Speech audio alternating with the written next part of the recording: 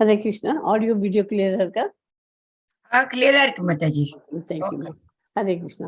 ISKCON Mngaluru சார்பாக பகவத்கீதை 18 நாள் வைப்பிற்கு உங்களை எல்லோரையும் அன்போடு வரவேற்கிறேன்.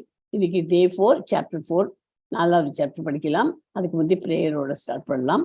இது ISKCON மங்களூர்ல இருக்கிற ராதா கோவிந்தா டெம்பிள் இருக்கிற டேட்டி. நமோ விஷ்ணு பாதாய கிருஷ்ண பிரேஷ்டாய பூத்தலே श्रीमदे भक्ति वेदांत स्वामी निति नामिने नमस्ते सरस्वती देवे गौरवाणी प्रचारिणे निर्विशेष शून्यवादी पाश्चात्य देशतारिणे कृष्णाय वासुदेवाय देवकी नंदनाय च नंद गोप कुमाराय गोविंदाय नमो नमः नमः पंकजनाभाय नमः पंकजमालिने नमः पंकजनेत्राय नमस्ते पंकजांगर्ये जय श्री कृष्णा चैतन्य प्रभु नित्यानंद श्री अद्वैत गदाधर शिवासादि गौर भक्त वृंदा हरे कृष्णा कृष्ण कृष्णा हरे हरे हरे राम राम राम हरे हरे ओम नमो भगवते वासुदेवाय ओम नमो भगवते वासुदेवाय ओम नमो भगवते वासुदेवाय ओम अज्ञानतिमिरन्धस्य ज्ञानाञ्जनशालाकाय चक्षुरुन्मीलितं येन तस्मै श्री गुरुवे नमः. ஹரே கிருஷ்ணா. இன்னைக்கு படிக்கப்பட்டு Chapter 4. அது அத்தியாயம் 4 அறிவின் யோகம். அது படிக்க போறோம். கர்ம யோகா ஃபர்ஸ்ட் 6 chapters கர்ம யோகம். இதுக்கு 4வது சாப்டர் இருக்கும். இதுல 42 ஸ்லோகங்கள் இருக்கின்றன. நேற்றுக்கு என்ன படித்தோம்? Recap of Chapter 3. கடமையை செய் பலனை எதிர்பார்க்காதே. நெருப்பை புகை மூடுவது போல, கண்ணாடியை தூசு மூடுவது போல, கருவை கர்ப்பப்பை மூடுவது போல உலகத்தை காமம் மூடியிருக்கிறது. புத்தியை காட்டிலும் உயர்ந்த ஆத்மாவை அறிந்து உள்ளத்தை ஆத்ம சக்தியால் அடக்கி காமம் என்ற கொடிய சத்துருவை அழித்திடுவாயாக. ஜட உடல் என்னும் ரதத்தில் பயணியாக ஆத்மாவும் சாரதியாக புத்தியும் ஓட்டும் உபகரணமாக மனமும் குதிரைகளாக புலன்களும் உள்ளன. இவ்வாறு மனம் மற்றும் புலன்களும் சேர்க்கையால் ஆத்மா இன்ப துன்பத்தை அடைகிறது அப்படின்ட்டு நேற்றுக்கு பார்த்தோம். ஓகே, இன்னைக்கு பார்க்க போறது முன்னோட்டம் ஆஃப் Chapter 4 உன்னத அறிவு. ஆத்மா கடவுள் இவர்களுக்கு இடையிலான உறவு பற்றிய திவ்ய ஞானமான ஆன்மீக அறிவு ஒருவனை தூய்மைப்படுத்தி முக்தி அளிக்கக்கூடியதாகும். சுயநலமற்ற பக்தி செயலில் அதாவது கர்மயோகம் அதனோட பலனே இந்த உன்னத அறிவு. கீதையின் புராதான வரலாறு யுகந்தோறும் ஜட ஒளி தோன்றுவதற்கு காரணமும் முக்கியத்துவமும் மற்றும் தன்னை உணர்ந்த குருவை அணுகி அத்தியாவசிய தேவை ஆகியவற்றை பகவான் விளக்குகிறார். பக்தர்களை காத்து துஷ்டர்களை அழித்து தர்மத்தின் கொள்கைகளை மீண்டும் நிலைநிற்பதற்காக நானே யுகந்தோறும் பிரிக்கிறேன் அப்படின்னு. ஒவ்வொரு சாப்டரையும் நம்ம ஒவ்வொரு லைன்ல சொல்லலாம். ஃபர்ஸ்ட் டே போட்டேன்னு நினைக்கிறேன் அந்த வாட்ஸ்அப் குரூப்ல. Wrong thinking is the only problem in life. குழப்பமா இருந்தாக்க, ஒரே குழப்பத்திலேயே இருந்தாக்க அது ராங் திங்கிங் பண்ணியிருக்கிறதுனால தான் நமக்கு குழப்பமே இருக்கு. அதனால அந்த மாதிரி இருக்குதான் முதல் சாப்டர். அர்ஜுனன் குழம்பு இருக்குது. ரெண்டாவது, right knowledge is the ultimate solution to all our problems. அதுக்கு கரெக்டாக அதுக்கு வருகிற அறிவு இருந்ததுனாக்க நமக்கு ப்ராப்ளமே இருக்காது. மூணாவது, தேர்ட் சாப்டருக்கு selfless is the only way to progress. நமக்குன்னு எல்லாமே என்னோடதுன்னு சொல்லாம எல்லாம் நமக்கு பகவான் படைச்சது, எல்லாருக்கும் சாப்பாடு இருக்கணுமா, அதை நைவேத்தியம் பண்ணி பிரசாதமா நம்ம மட்டும் சாப்பிடாத ஒரு 4 பேருக்கும் கொடுத்தாக்க அவ்வளவு விசேஷம். அந்த மாதிரி நேற்று சாப்டர். இன்னி chapter every act can be an act of prayer. எது எடுத்தாலும் பகவானை நினைச்சிட்டு கடமையை செய், அந்த மாதிரி பண்ணிட்டு பண்ணணும்னு சொல்லிட்டு இருக்கேன்.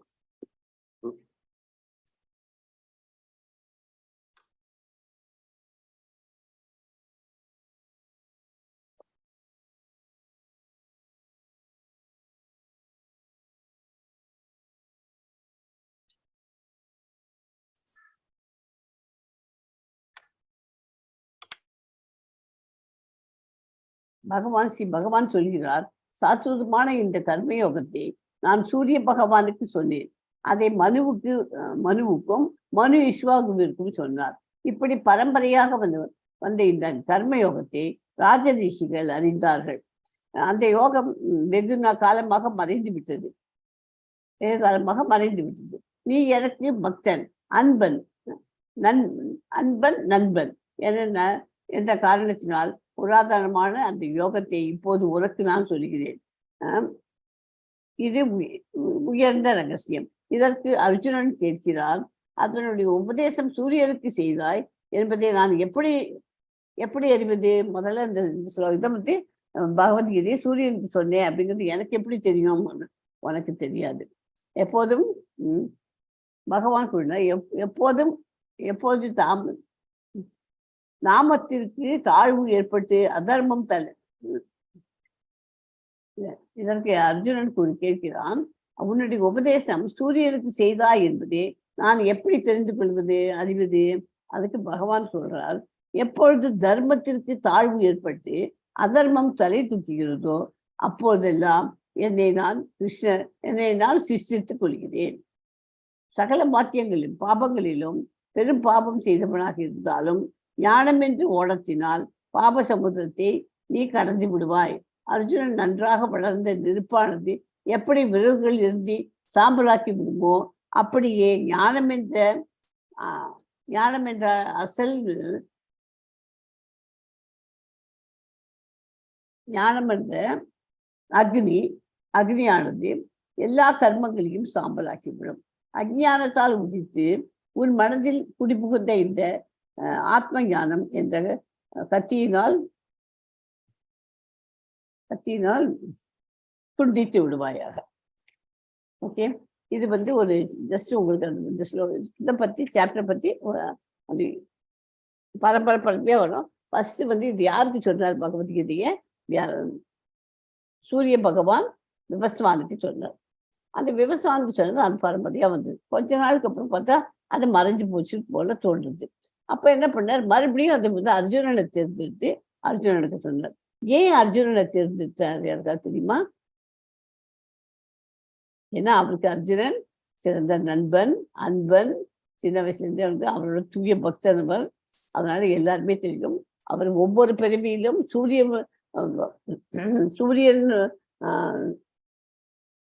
சூரிய பகவானுக்கு சொல்ற சமயத்திலையும் அர்ஜுனன் இருந்தான் வேற ரூபத்துல. ஓகே, அதனால அவன் ஒவ்வொரு ஜென்மத்திலையும் அவன் என்னவா இருந்தான் அப்படிங்கிறது கிருஷ்ண பகவானுக்கு தெரியும். அவரோட கூடவே தான் இருந்திருக்க. அர்ஜுனன் கிருஷ்ணனோட கூடவே இருக்கான் 4 ஜென்மம், அவருக்கு முன்னாடி ஜென்மங்கள் எல்லாம். அதனால அர்ஜுனனை பத்தி அவருக்கு நல்லாவே தெரியும். அவரோட நண்பனாகவும் இருக்கிறதுனால அவரை தேர்ந்தெடுத்து அவர் மூலியமா நமக்கெல்லாம் அந்த பகவத்கீதை கிடைக்கிறதுக்கு வழிபடுத்தார். ஓகே, ஸோ இப்போ ஏதாவது கேட்டாக்க, ஒரு கொஸ்டின் கேட்டாக்க, பகவத்கீதை யாருக்கு முதலில் உபதேசம் செய்யப்பட்டது அப்படின்னு போயிட்டா அர்ஜுனன் சொல்லக்கூடாது. முதல்ல பகவானுக்கு பகவத்கீதையை முதலில் உபதேசித்தது சூரிய தேவன் விவஸ்வானுக்கு உபதேசித்தார். ஓகே, நாளடைவில் அது அழிந்து விட்டது போல தோன்றும் போது, அப்போது அதர்மம் நிலை ஜாஸ்தியா போனதுக்கு அப்புறம் தர்மம் தலை தூக்காம மடங்கி போறதுனால அந்த சமயத்துல மறுபடியும் இவர் அர்ஜுனனை தேர்ந்தெடுத்து பகவத்கீதை சொல்லிருக்கிறார். ஓகே, ஸோ இந்த 3வது சாப்டர்ல துரத்தல் அல்லது செயல், நிஷ்காம கர்ம யோகா, ஞான யோகா, கர்மகாண்டம், கர்ம யோகா, எடுத்துக்காட்டாக அப்படின்னு நடத்துறோம் மிகப்பெரிய இது. இதெல்லாம் பார்த்தோம். இன்னைக்கு பார்க்கறதுல கிருஷ்ணரை பற்றிய ஆழ்நிலை அறிவு, கிருஷ்ணர் அனைத்து பாதைகளின் குறிக்கோளாகவும் வர்ணாசிர அமைப்பை உருவாக்கியவராகவும் இருக்கிறார். கர்ம யோகா தியாகங்களின் ஆழ்நிலை அறிவுக்கு வழிவகுக்கும் ஆழ்நிலை அறிவின் சுருக்கம். இதனையும் பார்க்க போறோம். 42 ஸ்லோகங்கள் இருக்கின்றன. ஓகே, எல்லாரும் இந்த புத்தகத்தை வச்சுன்னு படிக்கோ. Bhagavad Gita as it is, Bhagavad Gita உண்மை உருவேல், இதைத்தான் நம்ம இஸ்கான்ல ஃபாலோ பண்றோம். எஸ்மா 4.1 படிக்க. यस माताजी. ओम श्री परमात्मने नमः. अथ चतुर्थोऽध्यायः ज्ञान कर्म संन्यास योगः. श्री भगवान् उवाच इमं विवस्वते योगं प्रोक्तवान् अहम् अव्ययं विवस्वान् मनवे प्राह मनुरिक्ष्वाकवे ब्रवीत्. புருஷோத்தமரான முழுமுதற் கடவுள் ஸ்ரீ கிருஷ்ணர் கூறினார்.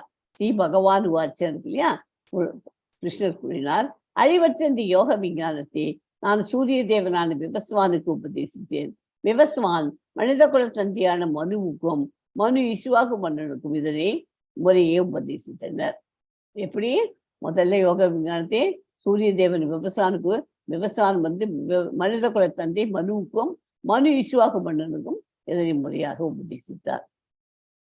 இதான் முதல்ல இருந்தது. 4.2 படிக்க. यस माताजी.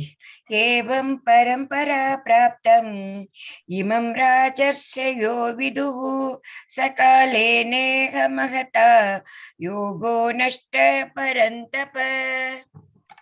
உன்னதமான இந்த விஞ்ஞானம் சீடர்களின் தொடர் மூலம் பெறப்பட்டு அவ்வாறே புனித மன்னர்களால் உணரப்பட்டது.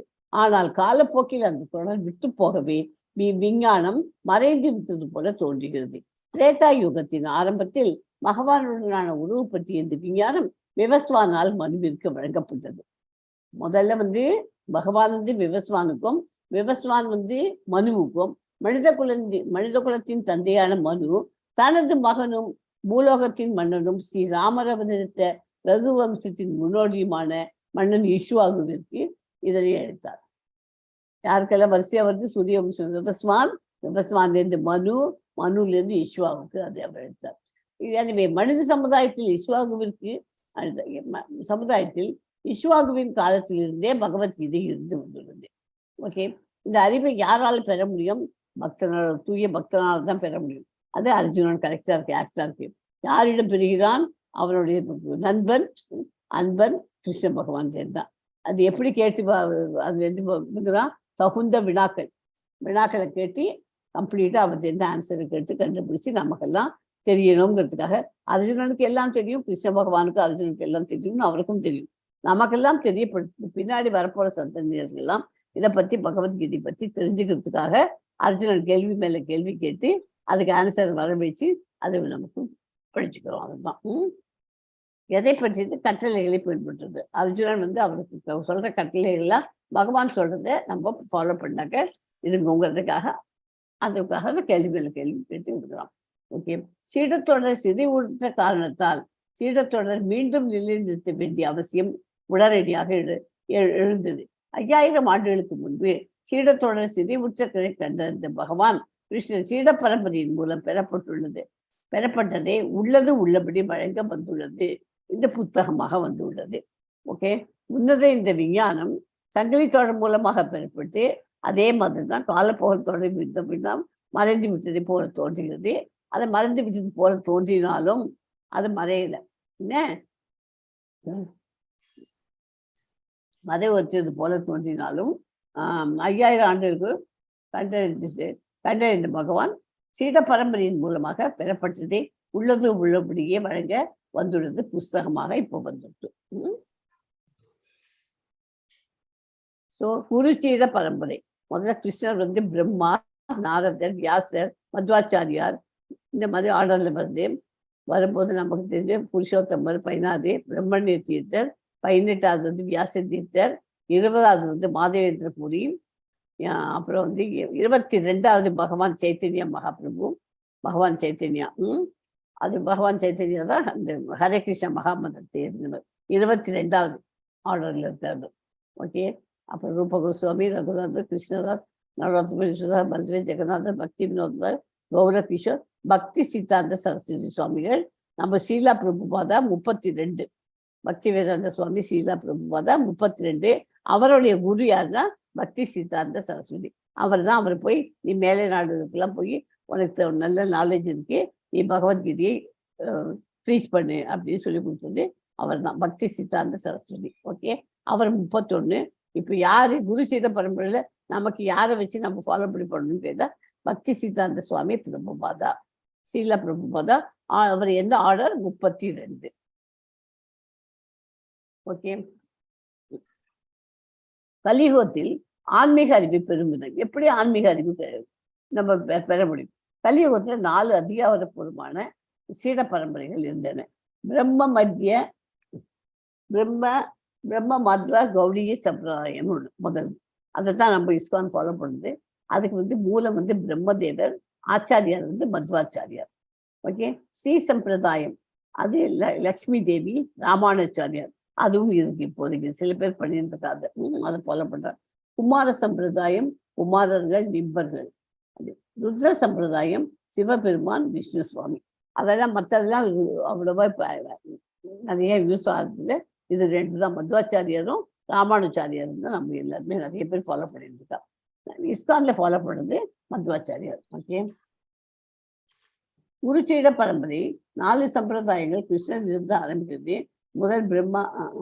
முதல் பிரம்மா மாத்வ கௌடிய சம்பிரதாயம், கிருஷ்ணர் பிரம்மா டு மத்வாச்சாரியார். அதே மாதிரி 2வது ஸ்ரீ சம்பிரதாயம், மூணாவது கொடுத்தாச்சுன்னு சொல்லிட்டேன். ருத்ர சம்பிரதாயம் சிவா ஜேக்கன் நிம்பார்கர்.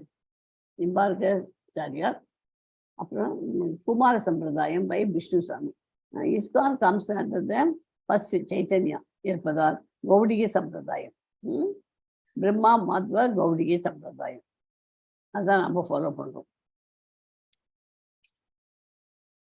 ஸோ இது குரு சீட பரம்பரையில தான் எப்போதுமே நமக்குன்னு ஒரு குரு வச்சுக்கோன்னா அவன் எப்பேற்பட்ட குருவா இருக்கணும், ஆன்மீகத்துல சங்கிலி தொடர் மூலம் அவர் வாழ்ந்தது தான் நம்ம கற்றுக்குவோம்.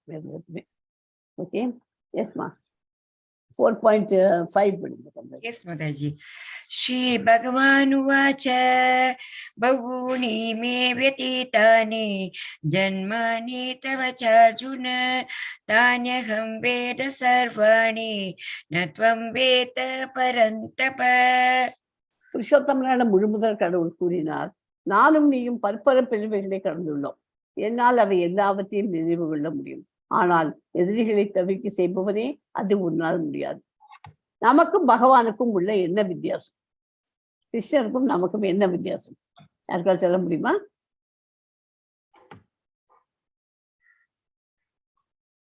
அவரும் ஒரு ஹியூமன், ஒரு பர்சனாக தான் அவதாரத்தில் இருந்தார். அவருக்கும் நமக்கும் என்ன வித்தியாசம்? எஸ் பண்ணுங்க, தப்பா இருந்தா பரவாயில்ல, நோ ப்ராப்ளம். நோ தெரியாதா? சரி, அவருக்கு நம்ம இப்போ இந்த பிறவில நம்ம இப்போ பிறவிடுத்து இப்போ காத்தால எழுந்துடும், எத்தனை மணிக்கு எழுந்துடணும்னு கூட நம்ம மறந்துப்படும், ஞாபகம் வச்சுக்க முடியல. ஆனால் கிருஷ்ண பகவான் என்ன பண்ணுவார், போன ஜென்மத்துல நம்ம எப்படி இருந்தோம், இந்த ஜென்மத்துல என்னவா பண்ணிருக்கோம், இப்போ என்ன பண்ணோம், 1 மணி நேரத்துக்கு முந்தி, இன்னும் 1 மணி நேரம் கழிச்சு நம்ம என்ன பண்ண போறோம் எல்லாம் அவருக்கு தெரியும். அதே மாதிரி வருங்காலத்தில் நமக்கு அழைச்சி ஜென்மம் உண்டா இல்லையா, நம்ம அது வரைக்கும் நம்ம ஒழுங்கா பகவத்கீதையை படிச்சு பிறவி இல்லாம நிலைக்கு கடந்து வர போறோமா எல்லாம் அவருக்கு தெரியும். ஆனா நமக்கு 5 நிமிஷத்துக்கு முந்தி நடந்தது கூட நமக்கு ஞாபகம் வச்சுக்க முடியல, மறந்து போயிடும். அதுதான் பெரிய பெரிய பெரிய பெரிய வித்தியாசம், பகவானுக்கும் நமக்கும் உள்ள பெரிய வித்தியாசம் தான். பகவத்கீதையை சூரிய தேவனான விவஸ்வானுக்கு பகவான் கிருஷ்ணர் உபதேசித்த போது அர்ஜுனனும் வேறு வடிவில் அவருக்குள்ளே இருந்துள்ளார் என்பது இந்த ஸ்லோகத்திலிருந்து தெரிகிறது. ஆனால் அர்ஜுனனுக்கும் பகவானுக்கும் உள்ள வேறுபாடு என்ன என்றால், பகவானால் அந்த நிகழ்ச்சியை நினைவு கூற முடிந்தது, ஆனால் அர்ஜுனனால் முடியவில்லை. இதுதான் கடவுளுக்கும் அவரது அம்சமான உயிர் வழிகளுக்கும் உள்ள வித்தியாசம். இதுதான் உயிர் வழிகளுக்கும் பகவானுக்கும் உள்ள வித்தியாசம். என்னன்னா, நமக்கு இந்த ஜென்மத்துல இல்லை, ஒரு 5 நிமிஷத்துக்கு முந்தைய நடந்தது கூட நம்மளால ஞாபகம் வச்சுக்க முடியல, மறந்து போயிடுறோம். ஆனா அவர் போன ஜென்மத்துல நம்ம எப்படி இருந்தான் அர்ஜுனன் எல்லாத்தையுமே அவரால் நினைவு கூற முடிந்தது. ஸோ பிரம்மாவினுடைய ஆயுள் எப்படிங்கிறது சத்தியயுகம், திரேதா யுகம், துவாபர யுகம், கலியுகத்துல 4,32,000 ஆண்டுகள். இதெல்லாம் பிரம்மாவுடைய ஆயுள் என்னங்கிறதுக்கு கால்குலேஷன் போட்டு கொடுத்துருக்கு. பிரம்மாவனுடைய ஆயுள் இது வரைக்கும் அவர் 50 ஆண்டுகளே கடந்து விட்டார். 6 மானவந்திரங்கள் முடிஞ்சு விட்டன. 4 யுகங்களின் 27 சுழற்சிகள், சத்திய, திரேதா மற்றும் துவாபர யுகம். கலியுகத்தில் காலம் கடந்து விட்டது 5117 வருஷம் கடந்து போயிடுது. பிரம்மாவின் வாழ்க்கை இத்தனை ட்ரில்லியன் இயர்ஸா இத்தனை ட்ரில்லியன் இயர்ஸ் 155.522. ஸோ அதே மாதிரி மனு 4 யுகங்களின் 27 சூழ்ச்சிகள் சத்திய, திரேதா மற்றும் துவாபரா கலியுகத்தின் காலம் கடந்து விட்டன. மனுவின் வாழ்க்கை இத்தனை. மனு பிறப்பதற்கு முன்பே அதை ஏற்றுக்கொள்வதே கீதை இறைவன் தன் சீடரான சூரிய கடவுள் விவசாயிடம் இதை பற்றி பேசினார். விவஸ்வானிடம், ஆமா, கீதா 120 மில்லியன் ஆண்டுகளுக்கு முன்பு விவஸ்வானிடம் பேசப்பட்டது. ஓகே, இந்த பூமியில கீதை வந்த காலங்கள் அது குறித்து கால்குலேஷன் அதுவும் போட்டு கொடுத்துருக்காங்க.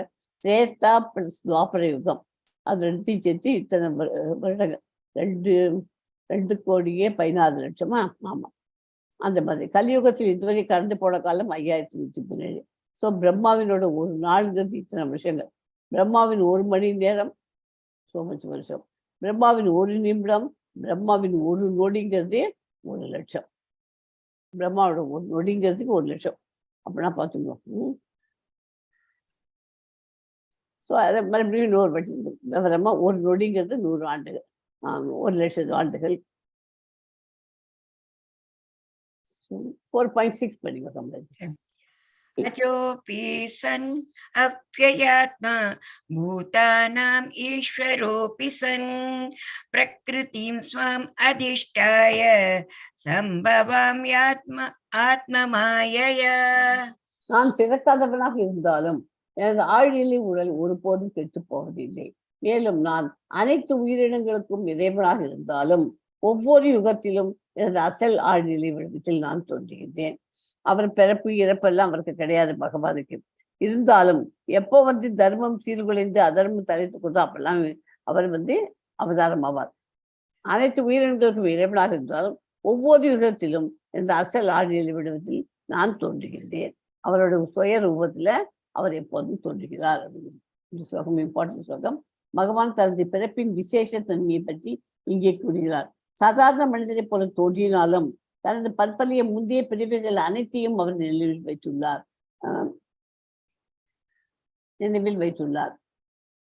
சாதாரண மனிதனால் சில மணி நேரத்திற்கு முன்பு தான் என்ன செய்தேன் என்பதை கூட நினைவில் வைத்துக் கொள்ள முடியாது. பகவான் தான் தனது சுய உடலிலேயே தோன்றுவதாக கூறுகிறார். எப்பொழுது அவர் தோன்றினாலும் தனது அந்தரங்க சக்தியால் சுய உடலிலேயே தோன்றுகிறார். 2 கைகளுடன் புல்லாங்குழல் ஏந்தியவாறு தோன்றுகிறார். கடவுள் எப்போது அவதரிப்பதற்கான காரணம் என்ன அப்படின்னு கேள்வி கேட்டாக்க என்ன சொல்வது?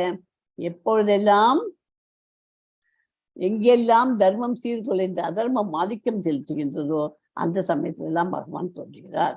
இந்த அறிவை பெறுவதனால் என்ன பயன்?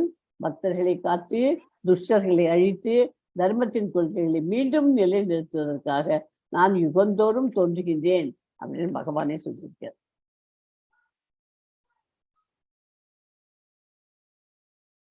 Yes, 4.7 சொல்லுங்க. यदा यदा हि धर्मस्य ग्लानिर्भवति भारत अभ्युत्थानम् अधर्मस्य तदात्मानं सृजाम्यहम्. எப்பொழுதெல்லாம் எங்கெல்லாம் தர்மம் சீர்குலைந்து அதர்மம் ஆதிக்கம் செலுகின்றதோ மரத குல தோன்றலே அப்போதெல்லாம் நான் தோன்றுகின்றேன். எப்பெல்லாம் பகவான் அவருக்கு தோன்றணும் அப்படின்னு தோன்றதோ அப்ப அந்த சமயத்தில் வருது. எப்போ தோன்றணும் அவருக்கு தோன்றும் முக்காவாசி 100% அவர் எப்போ அதர்மம் ஜாஸ்தியா போயிட்டு தர்மம் குறையுதோ அந்த சமயத்தில், தர்மம் சீர்குலைந்து இருந்ததோ அந்த சமயத்தில் அவர் தோன்றுவார். அது அநேகமா யுகந்தோறும் தோன்றுகிறார் அப்படின்னு சொல்றாரு. ஓகே, இந்த ஸ்லோகத்துல சிஜாமி அப்படின்னு ஒரு வார்த்தை வருது. ததாத்மானம் சிஜாம் யகம் அப்படின்றது இல்லையா? அந்த சிஜாமி என்னும் சொல் இங்கு முக்கியமானதாகும். சிஜாமி என்று சொல்லி படைப்பு என்னும் பொருள் அந்த மாதிரி சொல்ல முடியாது, உபயோகிக்க முடியாது. ஏனெனில் பகவானது அனைத்து ரூபங்களும் நித்தியமானவை என்பதால் அவரது உடலுக்கு படைப்பு என்பதே கிடையாது. எனவே சிஜாமி என்பது பகவான் தனது சுய உருவில் தோன்றுவதை குறிக்கும். உண்மையான தர்மம் மறைந்து அதர்மம் ஆதிக்கம் செலுத்தும் போது அவர் தனது சுய விருப்பத்தால் தோன்றுகிறார். தர்மத்தின் மிக உயர்ந்த கொள்கை தன்னிடம் சரணடைவது என்று வேறு ஒன்றுமில்லை. அப்படின்ட்டு அந்த இதில் சொல்லி கொடுக்குறாரு. ஓகே,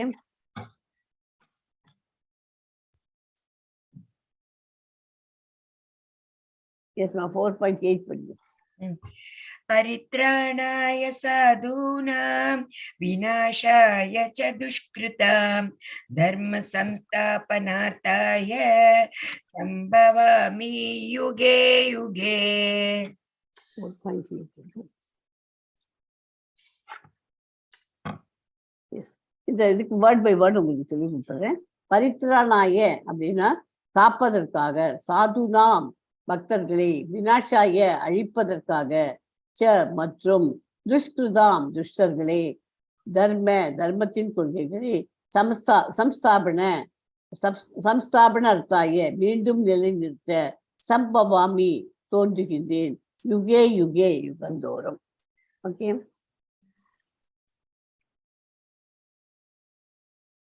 இந்த ஸ்லோகமும் இம்பார்ட்டன்ஸ் தான். எதையும் வேர்ட் பை வேர்டு மீனிங் சொல்லிட்டேன்னா உங்களுக்கு ஈஸியா புரிஞ்சுப்படுது. யதா யதா ஹி தர்மஸ்ய, யதா யதா அப்படின்னா எப்போதெல்லாம் எங்கெல்லாம், ஹி நிச்சயமாக, தர்மஸ்ய தர்மத்தின், தர்மஸ்ய கிளானிர், கிளானிர்னாக்க சீர்குலைவு, பவதி ஏற்படுகின்றதோ, பரத குல தோன்றலே, அபியுத்தானம் ஆதிக்கம், அதர்மசிய அதர்மத்தின், ததா அச்சமயத்தில், ஆத்மானம் சுயமாக, சிஜாமி தோன்றுகின்றேன், அகம் நான். ஓகே, இந்த ஸ்லோகமுக்கும் இம்பார்ட்டன்ட்.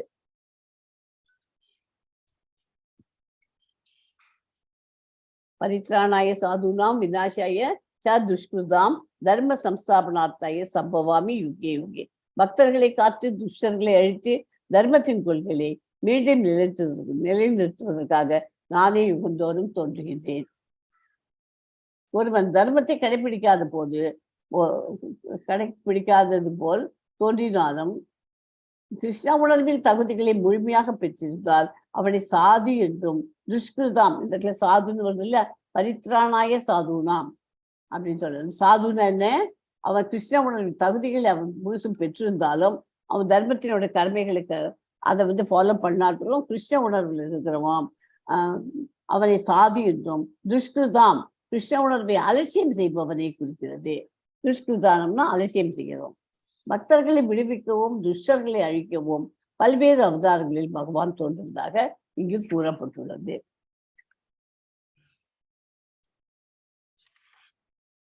எஸ்மா 4.9. जन्म कर्म च मे दिव्यम् एवं यो वेति तत्त्वतः त्यक्त्वा देहं पुनर्जन्म नैति माम् एति सोऽर्जुन. தோற்றமும் செயல்களும் திவ்யமானது என்பதை எவன் ஒருவன் அறிகின்றானோ அவன் இந்த உடலை விட்ட பின் மீண்டும் பௌதிக உலகில் பிறவி எடுப்பதில்லை. அர்ஜுனா, அவன் எனது நித்திய உலகை அடைகிறான். பரமபுருஷ பகவானின் பிறப்பை பற்றிய உண்மையை அறிந்தவன் பௌதிக பந்தத்திலிருந்து விடுதலை பெற்றவனாவான். அத்வைதம் அச்சுதம் அனத்தியம் அனந்த ரூபம், இறைவனுக்கு அநேக ரூபங்கள் இருப்பினும் அவர்கள் அனைவரும் ஒரே முழு முதற் கடவுளே. நிறைய ரூபங்கள் இருந்தாலும் எல்லாமே சேர்ந்து எல்லாருமே முழு முதற் கடவுளே. ஓகே, இந்த பக்கத்துல இருக்க பிக்சர் சமுத்திரத்துல தண்ணியில ஒருத்தன் மூழ்கிட்டு இருக்கான். ஒரு தூய கிருஷ்ண பக்தன். அவன் அந்த மாதிரி இருந்துச்சு, அவன் என்ன பண்ணுறதுன்னு தெரியாது இருக்கான். அந்த சமயத்துல பகவான் கிருஷ்ணர் கருட வாகனத்துல அவனை காப்பாற்றி கொடுக்கிறார். அதாவது அவரை நம்ம எப்போதுமே அவரை நேசிச்சுட்டு பகவானே அவரை நமக்கு ஒரு உண்மையான ஸ்நேகத்தை நண்பராக ஏற்றுண்டு அவர் நம்ம கம்ப்ளீட்டா சரண்டர் ஆயிட்டோம்னாக்க நமக்கு எந்த காலத்துலயும் நமக்கு ஆபத்து வராமல் நம்மளை பார்த்து பார்க்கறதுக்காக இந்த படம் போட்டிருக்கு. ஓகே, அவன் அந்த இடத்துல ஹெல்ப்னு நீங்க தனியாவே கேட்க வேண்டாம், அவனாவே பண்ணிடுவார், அவரே பண்ணிடுவார். அந்த அந்த பையன் டிவோட்டி அவனுக்கு ஹெல்ப் பண்ணணும் கூப்பிடவே இல்லை. அவருக்கு தெரியுமே, அவன் தான் எப்போதுமே காத்தால நாம ஜபம் பண்ணிட்டு இருக்கான், சாண்டிங் 16 மாலை பண்ணிட்டு இருக்கிற பையன். அந்த மாதிரி அவருக்கு பிடிச்ச இதுவா இருக்கிற க்ளோஸா இருக்கிறவங்களுக்கெல்லாம் அவர் என்னைக்குமே அவரை கஷ்டப்படுத்த விட சஃபர் பண்றதை பார்த்து நிற்க மாட்டார், அவர் ஹெல்ப் பண்ணிடுவார். ஓகே, கிருஷ்ணருக்கும் நம் அனைவருக்கும் உள்ள வித்தியாசம், கிருஷ்ணரின் வடிவம் திவ்யமானதே, நம் அனைவரின் வடிவங்களும் தற்காலிகமானதே.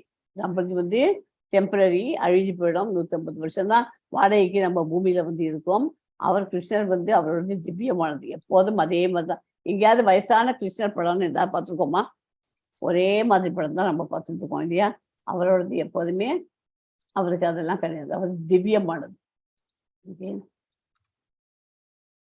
நாம் கட்டுப்படுத்தப்படுகிறோம். கிருஷ்ணர் மாயையின் கட்டுப்பாடு. மாயையால நம்ம கட்டுப்படுத்தப்படுறோம். கிருஷ்ணர் மாயையின் கட்டுப்பாட்டு. எஸ்மா 4.10 படிங்க. வீதராக பய க்ரோத மன்மயா மாம் உபாஸ்ரிதாஹ பகவோ ஞான தபஸா பூதா மத்பாவம் ஆகதாஹ. பற்றுதல், பயம், கோபம் இவற்றிலிருந்து விடுபட்டு முழுதும் என்னில் லயித்து என்னை சரணடைந்த பற்பல நபர்கள் என்னை பற்றிய அறிவால் இதற்கு முன் தூய்மை அடைந்துள்ளனர். இவ்வாறு அவர்கள் எல்லாரும் என் மீது திவ்யமான அன்புடையவர்கள் ஆகிறார்கள். எல்லாரும் அவர்கிட்ட தூய்மையான அன்போடு இருக்கு. பற்றுதல், பயம், கோபம் இதுல இருந்து விடுபட்டுட்டு முழுசும் பகவானையே நினைச்சிட்டு அவர்கிட்ட சரணடைஞ்ச நிறைய பேர் அவர்கிட்ட இருக்காங்க.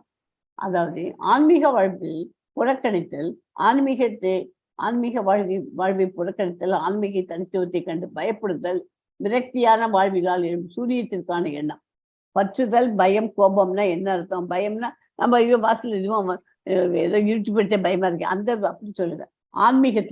ஆன்மீக வாழ்வை புறக்கணித்தல் தான் முதல் பற்று. புறக்கணித்தல், ஆன்மீகத்தை தனித்துவத்தை கண்டு பயப்படுதல், விரக்தியான வாழ்வில் எழும் சூரியத்திற்காக எண்ணம். பற்றுதலில் நீ 3 நிலைகளில் இருந்து விடுபட வேண்டும். ஜடநோக்கம் கொண்ட வாழ்வில் இந்த 3 நிலைகளிலிருந்து விடுபட பக்தி தொண்டின் விதிகளையும் ஒழுங்குமுறைகளையும் அங்கீகரிக்கப்பட்ட ஆன்மீக குருவின் வழிகாட்டலின்படி கடைபிடித்து பகவானிடம் முழுமையாக தஞ்சமடைய வேண்டும். ஓகேயா? எஸ்மா 4.11 படிங்க.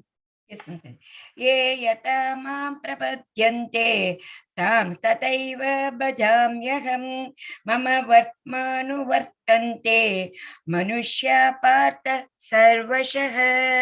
என்னிடம் சரணடைந்தவருக்கு ஏற்றாற் போல் நான் அனைவருக்கும் பலன் அளிக்கிறேன். பிதாவின் மகனே, எல்லா விதத்திலும் அனைவரும் என் வழியையே பின்பற்றுகிறார்.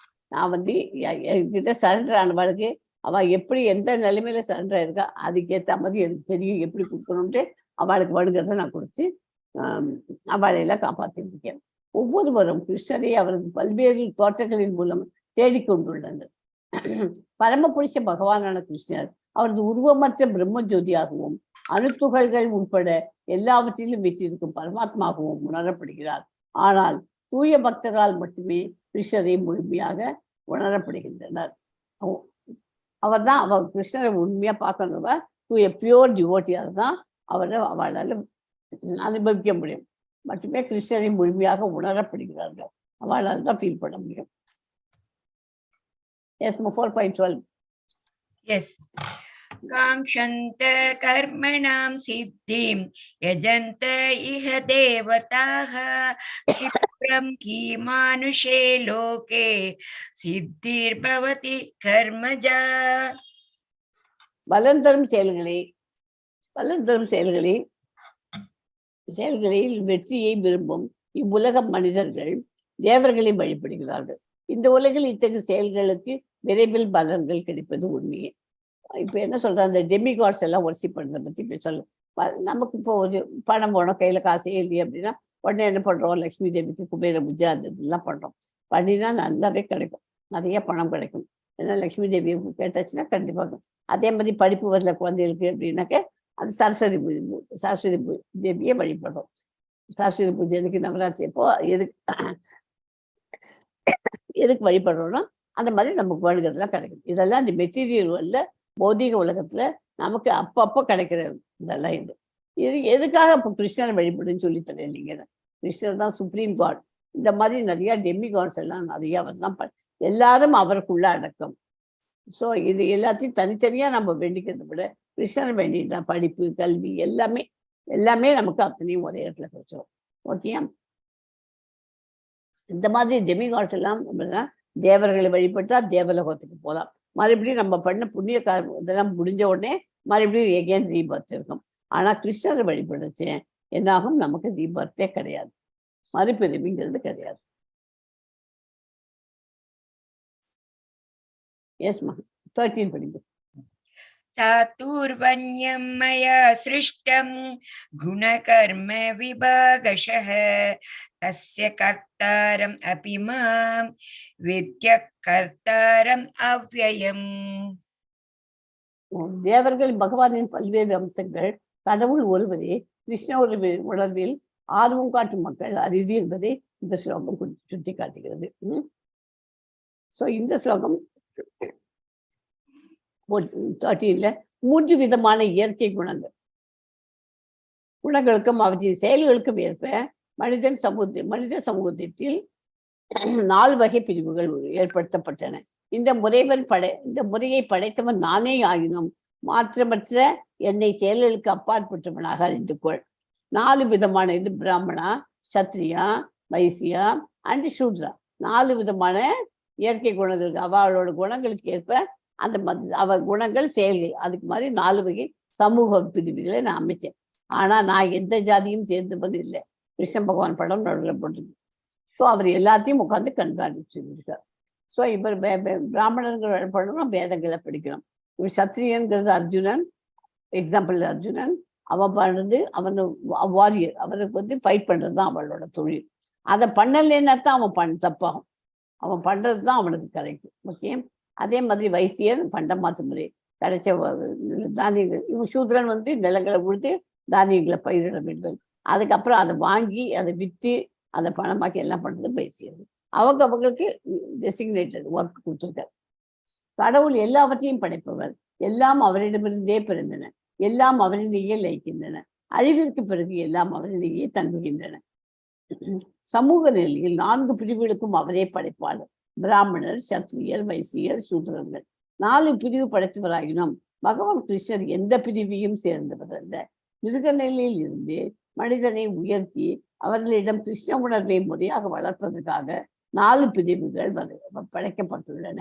பிறப்பின் அடிப்படையில் இல்லை, குணத்தின் அடிப்படையில் தான் செயல்களின் நுணுக்கங்கள் உணர முடியும். ஸோ பிறப்பின் அடிப்படையில இதுல பிரிக்கல. எதனால் வளர்ந்து அவர்களிடம் கிருஷ்ண உணர்வை முறையாக வளர்ப்பதற்காக 4 பிரிவுகள் படைக்கப்பட்டுள்ளன. பிறப்பின் அடிப்படையில் இல்லை, குணத்தின் அடிப்படையில் தான். இப்படிப்பட்ட குணம் இருக்குதுதான் இம்பார்ட்டன்ட். ஓகே, நுணுக்கங்களை காண முடியும். அதனால்தான் பகவத்கீதையை யார் வேணாலும் படிக்கலாம் சொல்றது காரணம் என்ன? கிறிஸ்டியனும் படிக்கலாம், முஸ்லீமும் படிக்கலாம், பிராமணர்களும் படிக்கலாம், சூத்ரர்களும் படிக்கலாம், சத்திரியனும் படிக்கலாம், எல்லாரும் படிக்கலாம். காரணம் என்னன்னாக்க அது குணங்களின் அடிப்படையில்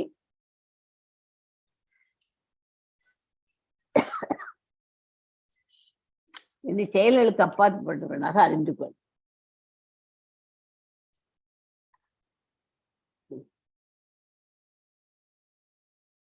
குணத்தின் அடிப்படையில் தான் செயல்களின் நுணுக்கங்களை உணர முடியும்.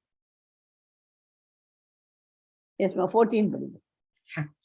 நமாம் கர்மாணி லிம்பந்தி நமே கர்ம ஃபலே ஸ்பிருஹா இதி மாம் யோபிஜானாதி கர்மபிர்னஸ பத்யதே. என்னை பாதிக்கும் எந்த வேலையும் இல்லை, செயலின் பலன்களுக்காக நான் ஆசைப்படுவது இல்லை. என்னை பற்றி இந்த உண்மையை புரிந்து கொள்பவர் வலையின் பயனளிக்கும் எதிர்வெளியில் சிக்கிக் கொள்ள மாட்டார். வேலையின் பலனளிக்கும் எதிர்விளைவுகளில் சிக்கிக் கொள்ள மாட்டார். ஒரு நிறுவனத்தின் முதலாளி தனது தொழிலாளர்கள் செய்யும் செயல்களுக்கு சரியான அல்லது தவறான பொறுப்பாளி அல்ல. பொறுப்பு தொழிலாளர்கள் இல்லையா? ஒரு நிறுவனத்துல தொழிலாளர்கள் தான் பண்ற காரியம் தான் அவளோட தான், அவள் தான் ரெஸ்பான்சிபிள். அதுக்கு தலைவன் என்ன பண்ண முடியும்? அவள் அந்த மாதிரி தப்பா பண்ணா இது அப்படின்னு தான். இந்த உலகில் பின்பற்றப்படும் ஜாதி அமைப்பு என்று அழைக்கப்படுவது கீதையின் இந்த வசனத்தில் மறுக்கப்படுகிறது. இருதய நோய் நிபுணரின் மகனாக இருப்பதால் ஒருவன் அந்த தொழிலுக்கு செல்ல அதிக வாய்ப்பு உள்ளது, வளர்ப்பு மற்றும் ஆரம்ப சீர்படுத்தல் காரணமாக. ஆனால் தானாகவே அவரை சான்றளிக்கப்பட்ட இதய அறுவை சிகிச்சை நிபுணராக மாற்றுவதில்லை இல்லையா? அப்பா டாக்டரா இருக்காருன்னா புள்ள டாக்டர் ஆகணும்னு நிச்சயம் இல்லை. அவன் படிச்சு அவன் அதுக்கு அவனுக்கு சான்ஸ் நிறைய இருக்கு, அவனுக்கு மோர் சான்ஸ். அதனால அவனுக்கு அது உடனே எடுத்தோடனே அவனோட டாக்டரோட புள்ள அவனுக்குன்னு அவனும் ஒரு ஹார்ட் ஸ்பெஷலிஸ்ட் சர்டிஃபிகேட் யாராவது கொடுக்குறாளா? கொடுக்க முடியாது. அதனால அது பார்த்து தான் வரும். அவரை உங்களை சமாதானப்படுத்தி எவ்வளவு முயன்றாலும் உங்களுக்கு தெரிந்த எவரையும் செயல்படுத்த அனுமதிக்க மாட்டீர்கள். ஒருவரின் சொந்த குணம் மற்றும் கர்மா குறித்து நீண்ட மற்றும் கடினமான உள்நோக்கத்திற்கு பிறகு தொழில் தேர்வு செய்யப்பட வேண்டும். ஒரு துறையில் உண்மையிலே நீங்கள் மகிழ்ச்சியாகவும் வெற்றிகரமாகவும் இருக்க நீங்கள் உடல் ரீதியாகவும் உளவியல் ரீதியாகவும் அறிவுபூர்வமாகவும் புலத்தின் கோரிக்கைகளுக்கு இணக்கமாகவும் இருக்க வேண்டும். ஒரு காரியத்துல நம்ம அது சக்சஸ்ஃபுல்லா இருக்கணும்னா உடல் ரீதியாகவும் உளவியல் ரீதியாகவும் அறிவுபூர்வமாகவும் புலத்தின் கோரிக்கைகளுடன் இணக்கமாக இருக்க வேண்டும். இது பேர் தான் வர்ணாசிரமம்.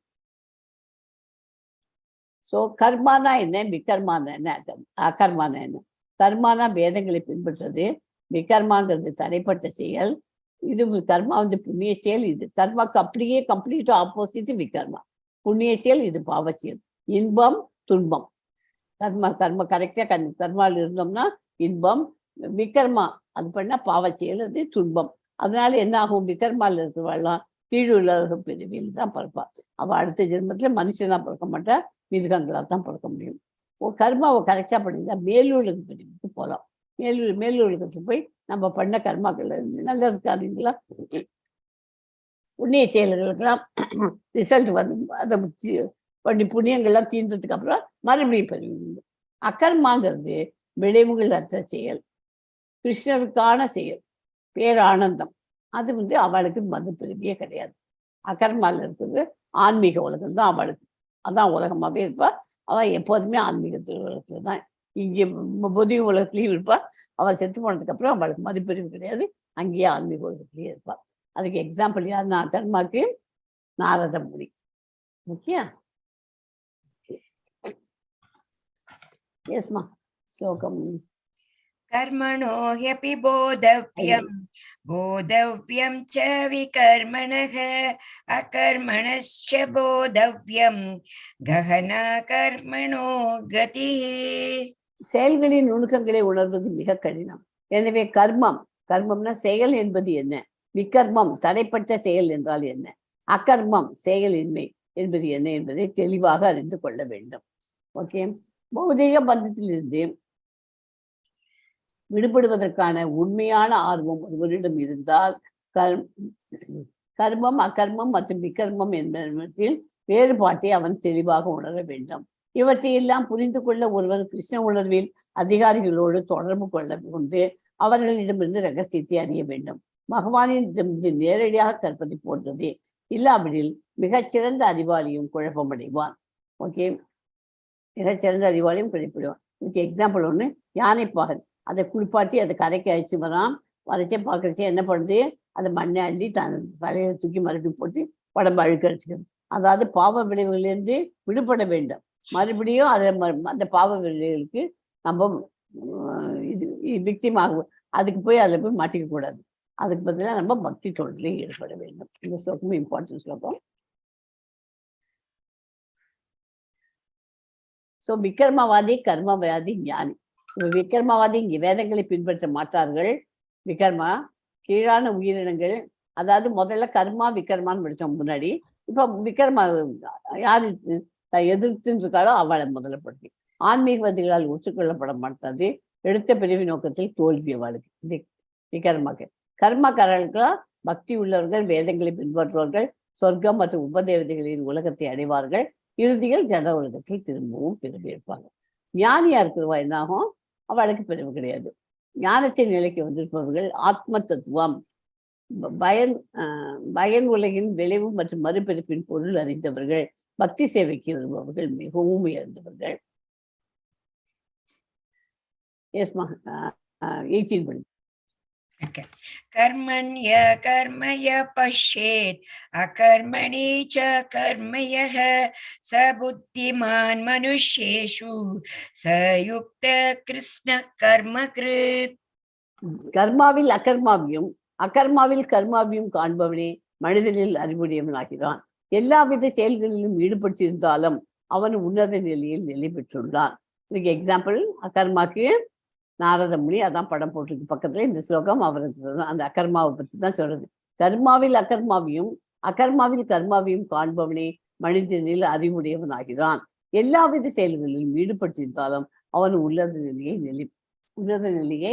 நிலை பெற்றுள்ளார். அதில் நிலைச்சி இருக்கணும். அதுல கிருஷ்ண உணர்வில் செயல்படுவான் இயற்கையாகவே தர்ம பந்தத்திலிருந்து விடுபட்டுள்ளார். அவனுடைய செயல்கள் அனைத்தும் கிருஷ்ணருக்காகவே செய்யப்படுகின்றன. அவர் பண்ற காரியங்கள் ஒவ்வொன்றும் கிருஷ்ணருக்காகவே செய்யப்படுகின்றன. எஸ் அடுத்தது 4.34. எஸ் மாதாஜி. தத்வித்தி பிரணிபாதேன பரிப்ரஷ்னேன சேவய உபதேக்ஷ்யந்தி தே ஞானம் ஞானினஸ்தத்வதர்ஷினஹ. ஆன்மீக குருவை அணுகி உண்மையை அறிய முயற்சி செய். அடக்கத்துடன் அவரிடம் கேள்விகள் கேட்டு அவருக்கு தொண்டு செய். உண்மையை கண்டவர்களான தன்னுணர்வு பெற்ற ஆத்மாக்கள் உனக்கு ஞானத்தை அளிக்க முடியும். இந்த எதுக்கு என்ன அவ்வளவு தூரம் வந்துட்டு 18வது ஸ்லோகம் வரைக்கும் வந்துட்டு 34க்கு தாண்டி போயிட்டு. காரணம் என்னன்னா அதுல இருந்து கண்டினியூவேஷன் இங்கதான் மாறி. ஆன்மீக குருன்னு நம்மள ஒரு ஏற்பாடு படுத்தி வச்சுக்கணும். இங்க பாருங்க, ஸ்ரீலா பிரபுபாத உட்காந்துக்க அவள்லாம் ஆன்மீக குருவை, இந்த பக்கத்துல இருக்க தொண்டர்கள்லாம் அவள்லாம் வந்து இப்ப ஆன்மீக குருவா எடுத்துட்டு அவர்கிட்ட தனக்கு தெரியாததெல்லாம் கேட்டு தெரிஞ்சுது எப்படி தொண்டாற்றணும் எல்லாத்தையும் ஞானத்தை அவர்கிட்ட கேட்டு தெரிஞ்சுக்கலாம். குரு முக்கியத்துவம். ஆன்மீக குருவை அணுகி உண்மையை அறிய முயற்சி செய். அடக்கத்துடன் அவரிடம் கேள்வி கேட்கணும். அவர் தான் உனக்கு ஞானத்தை அளிக்க முடியும். அவர்கிட்ட ஞானத்தை நம்ம கற்றுக்கணும். இது இம்பார்ட்டன்ஸ் இருக்கும். ஸோ அது வந்து ஹரே கிருஷ்ணா ஹரே கிருஷ்ணா கிருஷ்ண கிருஷ்ணா ஹரே ஹரே ஹரே ராம ராம ராம ஹரே ஹரே. இது கலி சந்தன உபனிஷத்தம். இது ஷோடசக நாம் கலி கல்பஷ நாசனம் நதக பரதரோபாயக சர்வே வேதேஷு திரிசியதே. கலியுகத்தின் கட்ட விளைவுகளை முறியடிக்க ஒரே வழி இந்த 16 நாமங்களே. பிறவி பெருங்கடலை கடக்க இந்த புனித நாமங்களை உச்சாரணம் செய்வதை தவிர வேறு வழி இல்லை. இதுவே அனைத்து வேதங்களின் முடிவாகும். இந்த 16 வார்த்தைகளை நம்ம உச்சரிச்சு டெய்லி 16 ரவுண்டு சொல்லிட்டோம்னாக்க அதை விட நமக்கு வேற எதுவுமே கிடையாது. அது வந்து வேதங்களே சொல்லிடுது. உச்சாரணம் செய்வதுதான் நமக்கு சிறந்த வழி. பிறவி பெருங்களை கடக்கணும் அப்படின்னு நினைச்சுக்கிறவா அதைத்தான் கண்டிப்பா பண்ணணும். ஓகே, ஸோ இந்த சாப்டர் இதோட முடிஞ்சு போயிடும்.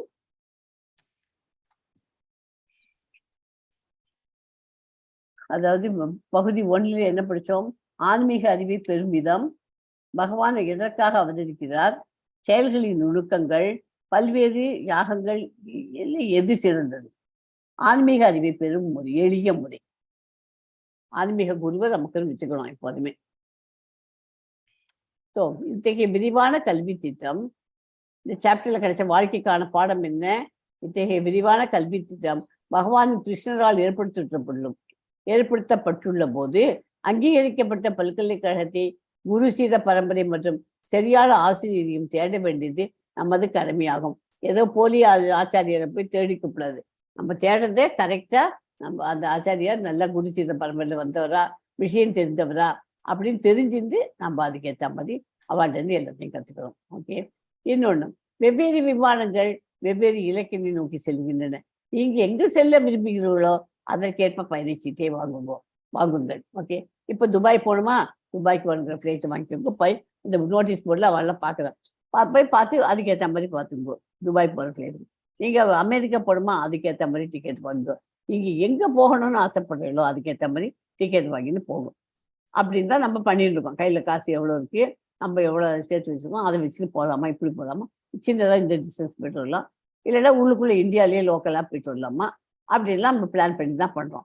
இந்த மாதிரி பண்ணுற மாதிரி நம்ம ஆன்மீகத்தையும் இந்த மாதிரி பிளான் பண்ணோம். நம்ம நல்லா அந்த இதில் நிறைய கற்றுண்டு ஆன்மீகத்தில் ஸ்மரணம், கீர்த்தனம் எல்லாத்தையும் பண்ணிட்டு நம்ம ஆன்மீகத்தில் முன்னேறி நேர கோலோக விருந்தாவன் போகிறதுக்கு தான் வழி பார்க்குறோம். இல்லை பரவாயில்ல, நம்ம அது பிரிவு எடுத்தாலும் இந்த பிரிவில் நல்லாவே பண்ணுறேன் அப்படின்னா அதுக்கேற்ற மாதிரி அதை பண்ணிட்டு டெமிகாட்ஸ் எல்லாம் வழிபட்டுட்டு மறுபடியும் அங்கே போயிட்டு நம்ம பண்ண புண்ணியங்கள்லாம் தீர்ந்து மறுபடியும் பிறவி எடுக்கணும். நம்ம நல்ல காரியங்கள் பண்ணினா மறுபடியும் நல்ல பிறவி எடுக்கலாம். இல்லைன்னா கீழ்நிலை பிரிவுகளா மிருகங்கள்ல தான் போய் பிறப்போம்.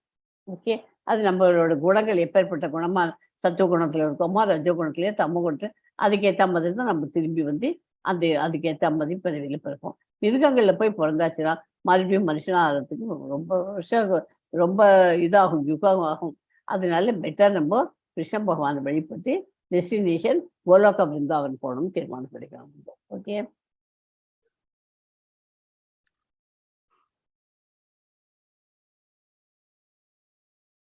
ஹரே கிருஷ்ணா. இதோட சாப்டர் முடிஞ்சு போச்சு.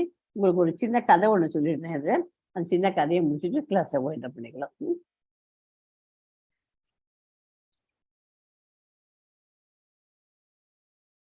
கங்கைக்கரையில் காசிப்பட்டினத்தில் பகவான் விஸ்வேஸ்வரனின் ஆலயம் இருக்கிறது. அதில் பரதன் என்ற ஒரு மகான் தினந்தோறும் 4வது அத்தியாயத்தை பக்தியுடன் பாராயணம் செய்து வந்தான். ஒரு சமயம் அந்த நகரத்தில் உள்ள கோயில்களில் உள்ள மூர்த்திகளை தரிசனம் செய்ய புறப்பட்டார். வழியில் 2 இலந்தை மரங்கள் இருந்தன. அவைகளில் அடியில் களைப்பார படுத்தார். அருகருகே இருந்த மரத்தில் ஒன்றில் தலையையும் மற்றொன்றில் காலையும் ஊட்டி படுத்தார். மரம் உலர்ந்து போயிட்டு ஒரு வீட்டில் சிறிது நாள் கொஞ்ச நேரம் களைப்பான உடனே சிறிது நேரத்துல அந்த மரம் உதிர்ந்து போய் ஒரு வீட்டில் 2 பெண்களாக பிறந்து 7 வயது வரை வளர்ந்தார்கள். மகானை பார்த்து உங்களால் நான் மர உருவம் நீங்கி மனித உருவம் பெற்றோம் என்று கூறினார்கள். அவ அதை படுத்தின உடனே அந்த மகான் படுத்தின உடனே அது அந்த மரம் உலர்ந்து போய் அதுல இருந்து 2 பொண்கள் 7 வயசு வரைக்கும் அந்த பொண்கள் இருந்து இந்த மரம் படுத்தினது. அதுக்கு என்ன காரணம்னா அந்த கன்னிகை குழந்தைகளை நோக்கி, குழந்தைகளே, முதலில் நீங்கள் எப்படி இருந்தீர்கள், இந்த இளந்த மரமாக எப்படி மாறினீர்கள், விமோசனம் எப்படி கிடைச்சது அப்படின்னு கேட்க. அதுக்கு சொல்றார், அது குழந்தைகள்லாம் சொல்றது, கோதாவரி கரையில் சத்திய தபஸ் என்ற பெயர் உள்ள ஒருவர் கடினமாக தவம் புரிந்து வந்தார். தேவேந்திரன் அவருடைய தவத்திற்கு பல இடர்களை ஏற்படுத்தினார். நாங்கள் இருவரும் அப்சரஸ் பெண்கள் அவருடைய தவத்தை கலைத்து விடுவதற்காக ஏவினான். அவரை மயங்க செய்ய முயற்சித்தோம். அவர் எதற்கும் மனம் சரிக்காமல் கங்கைக்கரையில் இளைஞ மரங்களாக கடவீர்கள் என்று சபித்து விட்டார். எங்களை மன்னித்தருள வேண்டினோம். அவர் கருணையுடன் பரதன் என்பவன் ஒருவன் உங்கள் அருகில் பகவத்கீதை 4வது அத்தியாயம் படிப்பான். அதை கேட்டு நீங்கள் சுய உருவம் பெறுவீர்கள் என்று சொன்னார். 4ஆம் அத்தியாயத்தின் மகிமையை எண்ணி அறிந்து மனம் மகிழ்ந்து சென்றார்கள் இந்த குழந்தைகள்லாம். அப்படின்னு அதுக்கு ஒரு கதை இருக்கு.